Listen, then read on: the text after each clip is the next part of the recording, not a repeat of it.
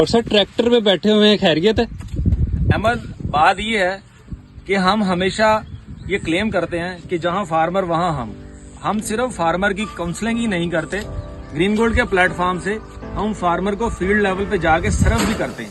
आज मैं ट्रैक्टर पे इसलिए बैठा हूँ क्योंकि वो एक्साइटमेंट इतनी ज्यादा है, क्योंकि जो सनफ्लावर का हाइब्रिड अभी यहाँ पे जो पिक्चर्स हमने दिखाई हुई हैं, अल्हम्दुलिल्लाह वो 70 दिन में तैयार हुआ है। 70 दिन, ये एक्स्ट्रा ऑर्डिनरी, ये एक शॉर्ट ड्यूरेशन वैरायटी है। और इसमें जो इसका क्वालिटी कैरेक्टर्स की अगर मैं बात करूं, जो इसमें जो ऑयल कंटेंट है वो 49% तक है। ये मैं नहीं कह रहा, ये गवर्नमेंट ने इस साल इस वैरायटी के जो टेस्ट किए हैं, उन्होंने पाकिस्तान की दूसरी वैरायटीज भी इसके साथ लगाई।